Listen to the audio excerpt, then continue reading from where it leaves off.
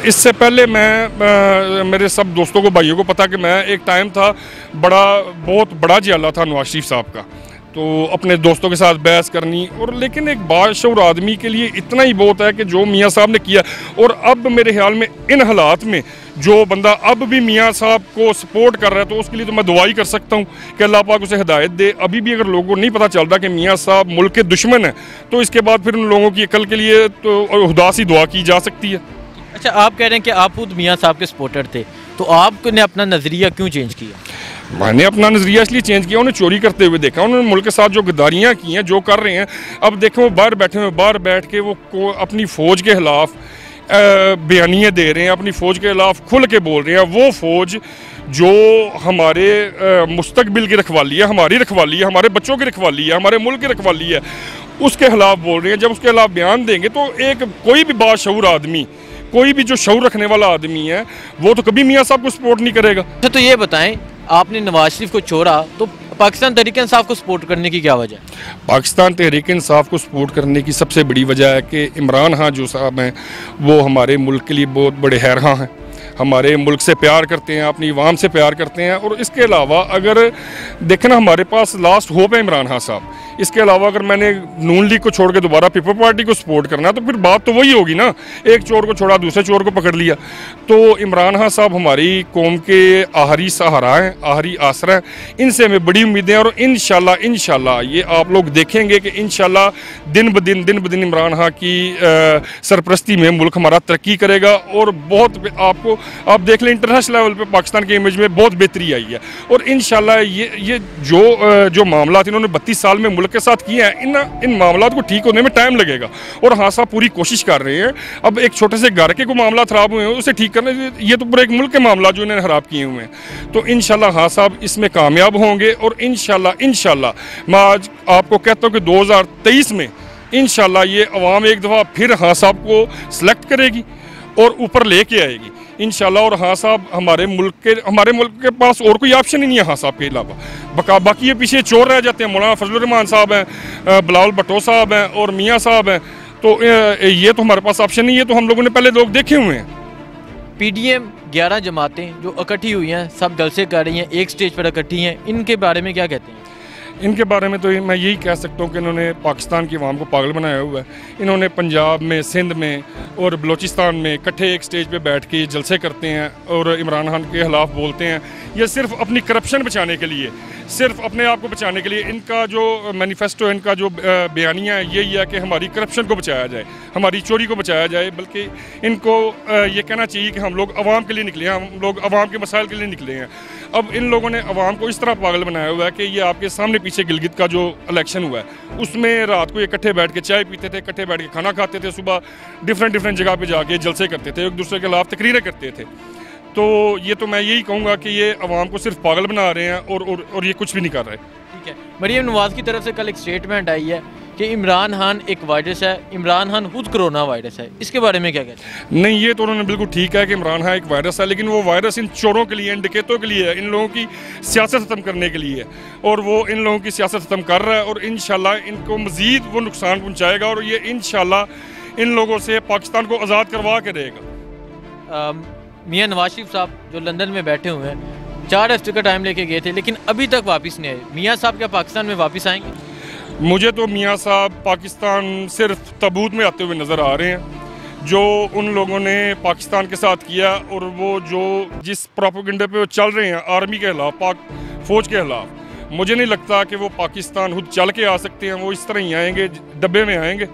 और मियाँ साहब के मतलब तो मैं यही कह सकता हूँ कि वो बदनसीब तरीन आदमी है जो अपनी वालदा के जनाजे में शामिल नहीं हो सके, और उनके बच्चे भी बदनसीब है जो अपनी माँ के जनाजे में नहीं आ सके।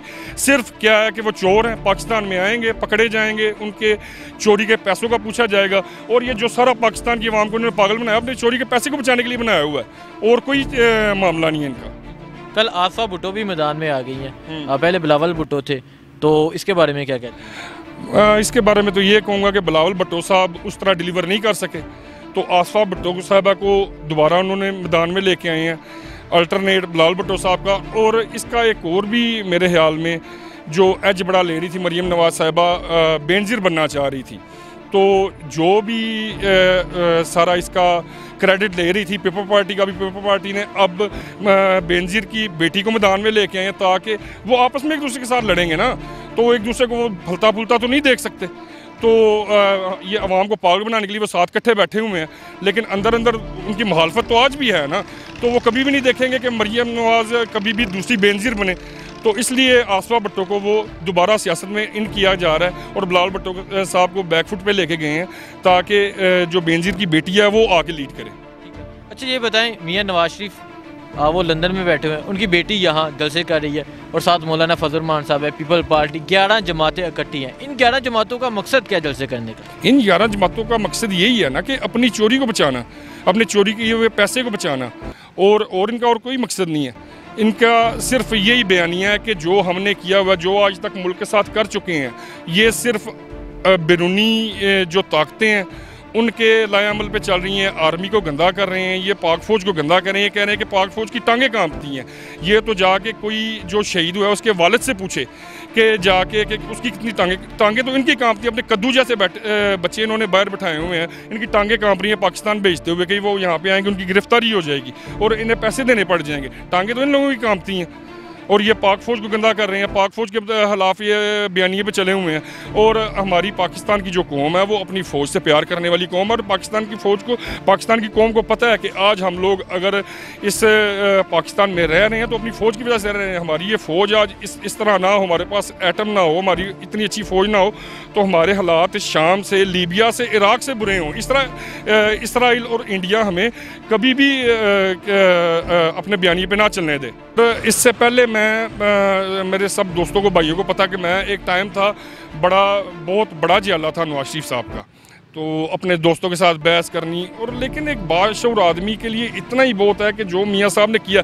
और अब मेरे ख्याल में इन हालात में जो बंदा अब भी मियाँ साहब को सपोर्ट कर रहा है, तो उसके लिए तो मैं दुआ ही कर सकता हूँ कि अल्लाह पाक उसे हिदायत दे। अभी भी अगर लोगों को नहीं पता चलता कि मियाँ साहब मुल्क के दुश्मन हैं, तो इसके बाद फिर उन लोगों की अकल के लिए तो खुदा सी दुआ की जा सकती है। अच्छा, आप कह रहे हैं कि आप खुद मियाँ साहब के सपोर्टर थे, तो आपने अपना नज़रिया क्यों चेंज किया? मैंने अपना नज़रिया इसलिए चेंज किया, उन्हें चोरी करते हुए देखा, उन्होंने मुल्क के साथ जो गद्दारियाँ की हैं, जो कर रहे हैं। अब देखो वो बाहर बैठे हुए, बाहर बैठ के वो अपनी फ़ौज के ख़िलाफ़ बयानियाँ दे रहे हैं, अपनी फ़ौज के ख़िलाफ़ खुल के बोल रहे हैं। वो फ़ौज जो हमारे मुस्तकबिल की रखवाली है, हमारी रखवाली है, हमारे बच्चों की रखवाली है, हमारे मुल्क की रखवाली है, उसके ख़िलाफ़ बोल रहे हैं। जब उसके ख़िलाफ़ बयान देंगे तो कोई भी बाशऊर आदमी, कोई भी जो शऊर रखने वाला आदमी है, वो तो कभी मियाँ साहब को सपोर्ट नहीं करेगा। अच्छा, तो ये बताएं, आपने नवाज शरीफ को छोड़ा तो पाकिस्तान तहरीक इंसाफ को सपोर्ट करने की क्या वजह? पाकिस्तान तहरीक इंसाफ को सपोर्ट करने की सबसे बड़ी वजह है कि इमरान खान जो साहब हैं वो हमारे मुल्क के लिए बहुत बड़े हैरहा हैं, हमारे मुल्क से प्यार करते हैं, अपनी आवाम से प्यार करते हैं। और इसके अलावा अगर देखना, हमारे पास लास्ट होप है इमरान खान साहब। इसके अलावा अगर मैंने नून लीग को छोड़ के दोबारा पीपल पार्टी को सपोर्ट करना, तो फिर बात तो वही होगी ना, एक चोर को छोड़ा दूसरे चोर को पकड़ लिया। तो इमरान खान साहब हमारी कौम के आखिरी सहारा हैं, आखिरी आसरा हैं, इनसे हमें बड़ी उम्मीदें हैं। और इंशाल्लाह ये आप लोग देखेंगे कि इंशाल्लाह दिन ब दिन इमरान खान की सरपरस्ती में मुल्क हमारा तरक्की करेगा। और बहुत आप देख लें, इंटरनेशनल लेवल पे पाकिस्तान के इमेज में बहुत बेहतरी आई है। और इंशाल्लाह ये जो मामला इन्होंने 32 साल में मुल्क के साथ किए हैं, इन मामलों को ठीक होने में टाइम लगेगा। और हाँ साहब पूरी कोशिश कर रहे हैं। अब एक छोटे से घर के को मामला खराब हुए हैं, उसे ठीक करने, ये तो पूरे एक मुल्क के मामला जो इन्होंने खराब किए हुए हैं। तो इंशाल्लाह हाँ साहब इसमें कामयाब होंगे। और इंशाल्लाह मैं आज आपको कहता हूँ कि 2023 में इंशाल्लाह ये अवाम एक दफ़ा फिर हाँ साहब को सिलेक्ट करेगी और ऊपर लेके आएगी इंशाल्लाह। और हाँ साहब हमारे मुल्क के पास और कोई ऑप्शन ही नहीं है हाँ साहब के अलावा। बाकी ये पीछे चोर रह जाते हैं, मौलाना फजल रहमान साहब हैं, बिलावल भुट्टो साहब हैं और मियाँ साहब हैं। तो ये तो हमारे पास ऑप्शन नहीं है, तो हम लोगों ने पहले लोग देखे हुए हैं।